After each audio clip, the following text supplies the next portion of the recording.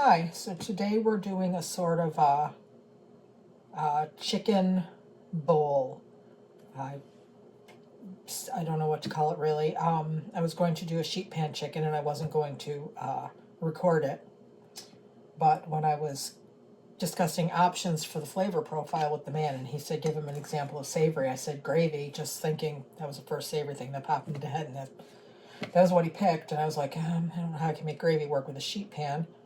But then I thought, well, it is like mid to late fall out there today. Well, maybe not late fall, but it's very cold and crappy and rainy, and a good day for something with gravy and maybe potatoes. So I'm going to do what would be everything in a sheet pan for the most part. So you have a bowl of vegetables and some cut up chicken, but in a large nonstick skillet, one that you may have seen before, and it's deep, nice deep. You'll see it when I'm cooking. And I'm going to stir up everything together, so kind of stir fry, but not quite. And then I'm going to make gravy. And since this was last minute, it's going to be not your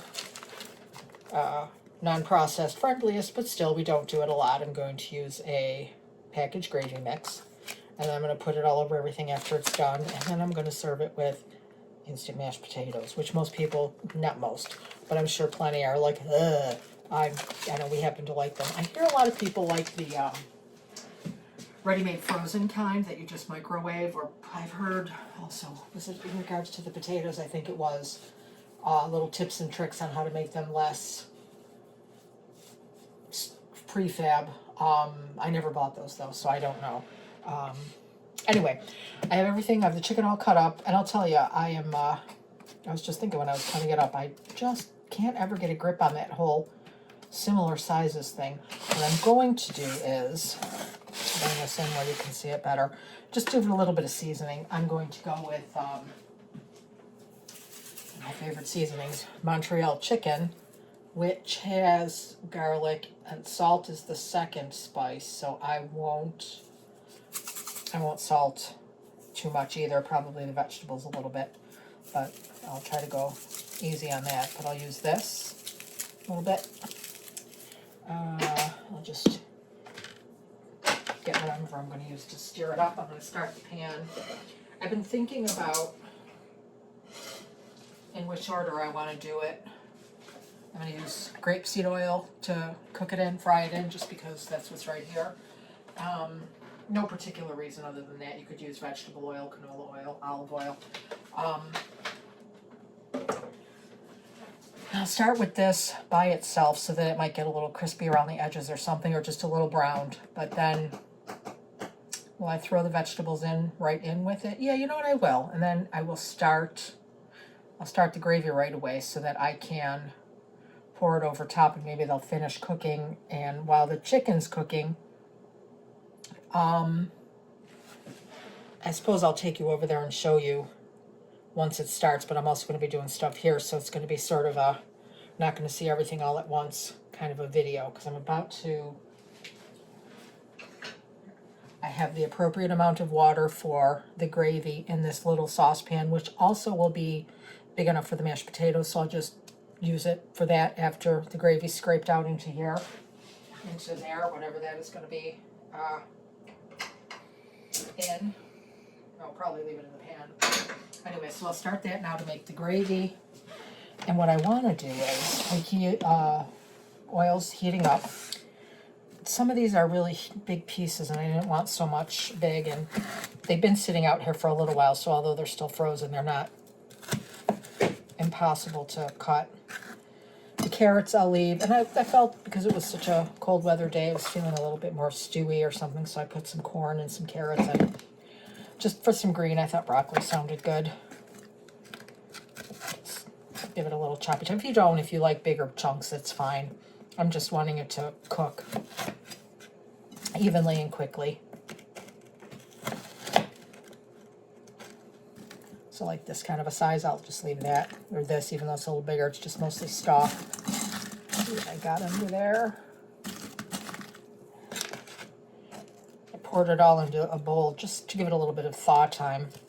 It's been in the bowl for a little bit while I was preparing the chicken and getting ready to film.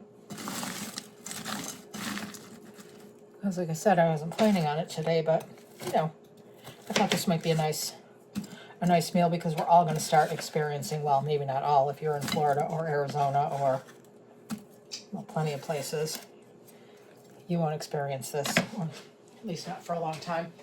But everybody else, we're all going to start experiencing this in the next weeks. I'm going to just put a little salt and pepper on the vegetables. This can go out of it. This ridiculously little cutting board is so cute. I really don't ever use it for a cutting board, but it seems they're all in the dishwasher, and I didn't want a gigantic one to cut some vegetables. I think it came free with something. Just put some vegetables on there. And we're not going too fancy when everything's in there. I'm just going to use garlic powder and onion powder. I didn't even feel like cutting up an onion or chopping up garlic. Well, I did tell you. Let me tell you, I went to the farmer's market this weekend, the big one that we have here. The Clinton Bailey Farmers Markets, if you're around here, happens to be one of the oldest food terminal farmers markets in the country. I think I'm getting that right, but I made pickles, so we went there to get all of the supplies for pickles, and I bought this garlic. I mentioned the garlic was little and just weird. It's been very unsatisfying. Well, this garlic was not. It did not disappoint. Those cloves were as big as some heads of garlic that I've seen lately. Maybe not really, but still. Let me show you. I got one that's a half. I bought 4 heads and I used 2.5. And I'm going to look at the size of this and look at the size of those cloves. That's a beautiful head of garlic. Man, it was sticky too. And whew, my house smells like garlic and dill. Can't wait to try the pickles. I haven't made them in 2 years, so it's always unnerving because you got to put them in your basement in salt water with spices and think, oh, these are going to turn into food, not sewage. and they do. I've never made a bad batch of pickles, and I learned how from my dad. Oh, all right, this is ready. We're going to throw in the chicken. You'll hear it, and then you'll see it in a minute because I'll transfer you over there to do the rest.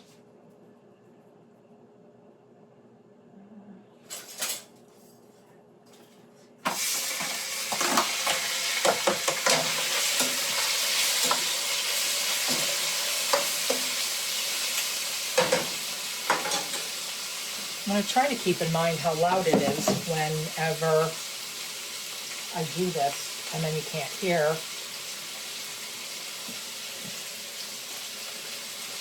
Do something different, maybe. I don't know. I'm going to figure something out because it really is loud. I'm doing 2 packs of gravy, so I'm just going to open them up and pour them in a bowl and have them ready.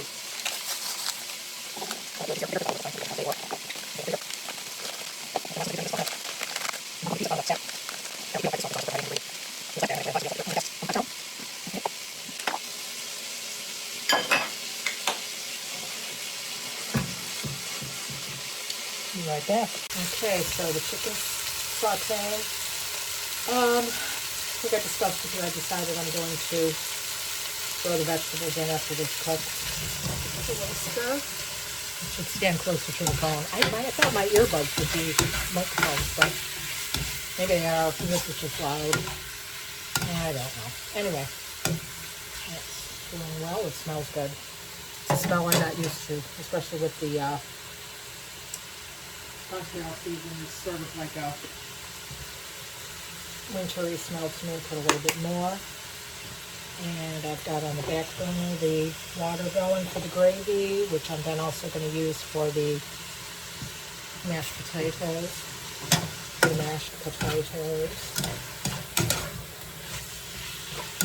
Alright, we'll come back when this is done and I put the vegetables in and the the water's just about boiling. I'll be back. Okay, so we're back. 2 things. I have the gravy simmering over here because I forgot you're supposed to put the powder into the water and then start cooking it. And I waited till the water boiled And as soon as I dropped it in, I said, oh shoot, I'm doing this backwards. Anyway, well, wrong. Um, I've been stirring it and cooking it, and it appears to be thickening, so it should be good enough. Good. Yeah, I guess good enough would be appropriate. So anyway, that's cooking now, and the gravy's good. I was thinking about, when I said I might pour the gravy on here to finish cooking, that wouldn't work because it would thin the gravy significantly. And I mean, some people might not mind that, but Man and I like a thick gravy, so if that's not a problem with you, that would be a very lovely way to cook this because the vegetables would absorb some of the flavor from the gravy. But if I thought about it beforehand, I might have put the chicken in a bag before I cooked it, like a baggie with a tablespoon of flour, and shook it up and then put it in there. It would have been a little bit of a thickener for the gravy. But now it's too late for that. And also, yeah, the chicken wasn't quite done. I can still see there's some pink because if I waited until it was fully done and then put the vegetables in, the chicken would get overdone, especially these tiny little pieces. So I needed to, that's why I wanted the vegetables to be a little bit more thawed out. They were, by the time this went in, they were pretty well thawed. And the chicken is still, I can still see a little bit of pink here and there, not a lot. And the flame is high, it's on 6. I just put the Montreal chicken on the chicken and the little bit of salt and pepper on the vegetables. You could use any vegetables you like. You could also use corn or canned or canned vegetables, but I would just drain the water and maybe rinse them. Or if you don't, I guess don't rinse them, do you? Rinse beans. And fresh vegetables, I would probably not recommend for a quick meal like this because I'm imagining like if it was carrots and broccoli, unless like with stir fry where it's still kind of crunchy, just done, that would possibly be delicious. Maybe not with gravy and potatoes, so, but that would be good. Well, yeah, it would be like stir fry. Anyway, for something like this, a more savory Sunday afternoon, cold, junky day dish, and I shouldn't say junky day, it was actually a very good day. Just cold and gray, and I'm actually keep thinking about putting socks on because my toes are cold. Okay, so the back burner of my stove on this side is low, small and low, and it's called simmer. And I'm going to turn that one on. That one needs a match. Hang on 1 second.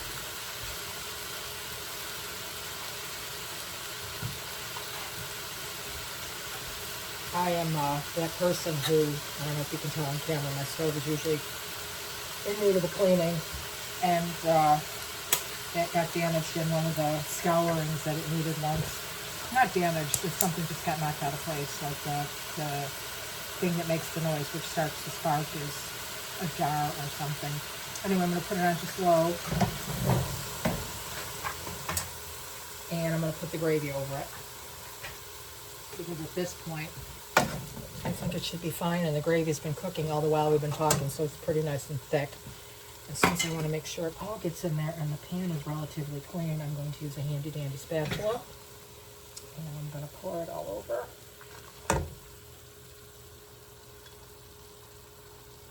And if you are fancy or so inclined, and you would like your gravy to be thicker, you could also, I could, but I'm not today, it's Monday, and get my thing that you put flour and stock in for the holidays and shake it up, and it's almost like a health drink mixer. To make some flour and water, or I would use stock for the flavor to add to this to keep it thick, but I'm going to leave it simmering so that'll thicken it up. I'll leave it covered and simmering. This is an annoying habit, isn't it? I realize that after making videos that it's like, stop slamming that spoon on everything. And here I'm going to get 2 cups of water and get that boiling for the potatoes.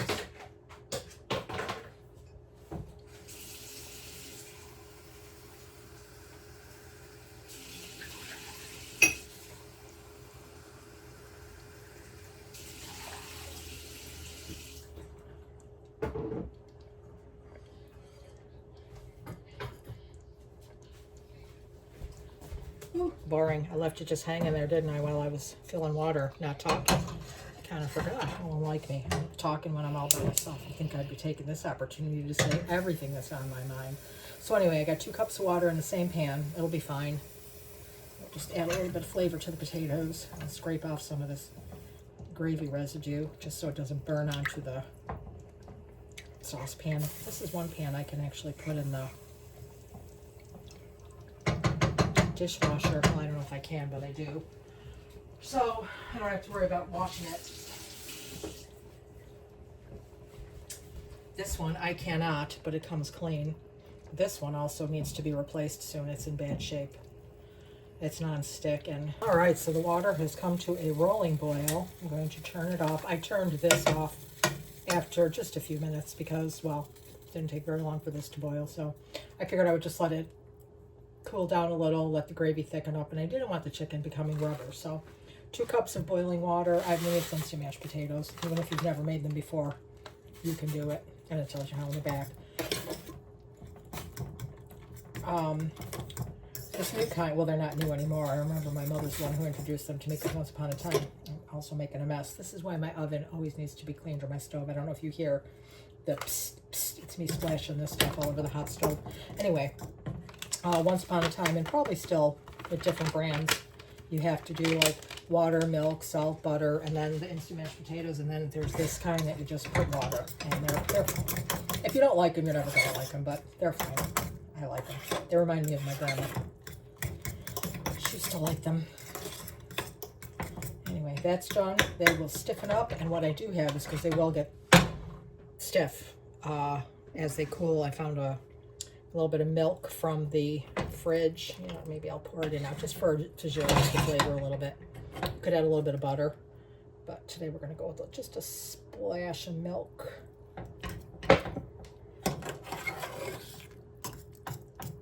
And you don't even have to do anything. I really frequently don't, because we rarely have milk in the fridge, and butter as well. You know, I try not to use as much as I would like. Although I'm having baked gravy and instant mashed potatoes, I suppose if you're going to have butter, now would be the time to do it. Anyway, we'll just leave that sit, and then we'll just eat it like